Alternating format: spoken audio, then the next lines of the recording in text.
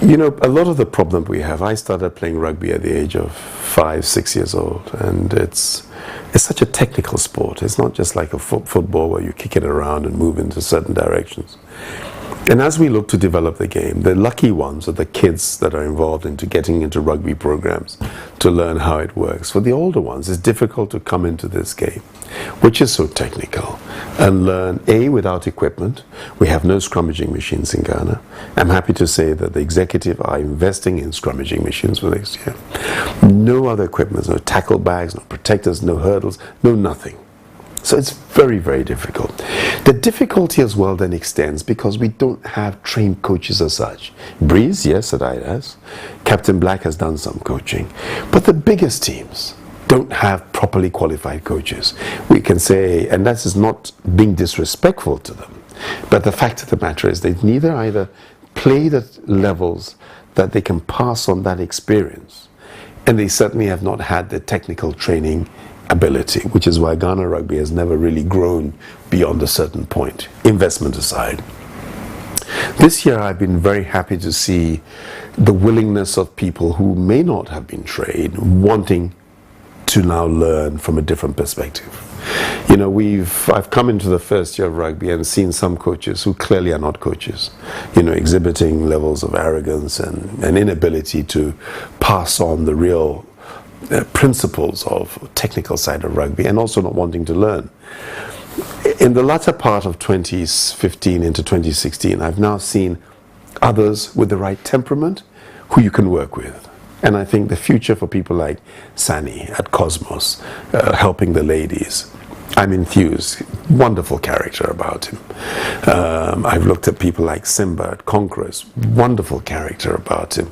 Captain Black, who is a coach in St. West. Wonderful character about him. You know, the senior ones, Amazu, I'm asking him to adjust and to change as our champion coach.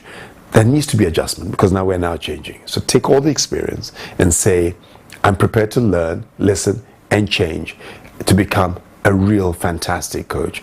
Samed, my dear brother who had the accident, the politician himself, I hope him full recovery, and then to decide whether he's going to apply himself back in a coaching capacity as he goes forward.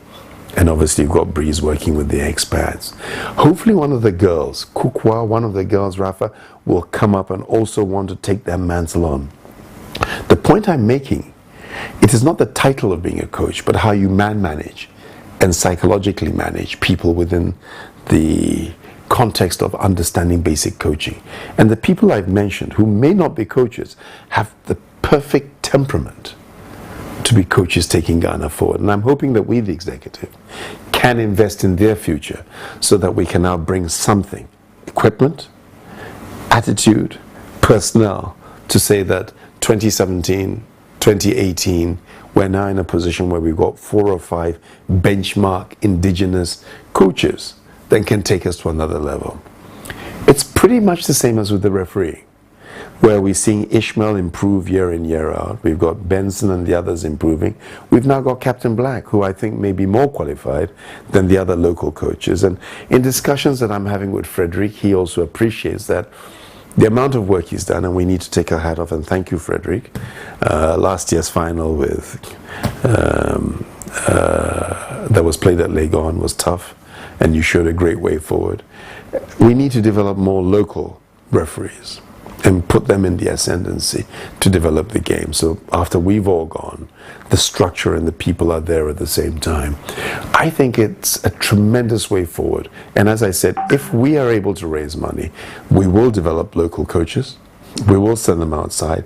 Those with the right character and aptitude to be able to work as a team with their playing body, with Gara, with the governing body for Ghana Rugby, and with the tournament commissioner and the people who actually run the game.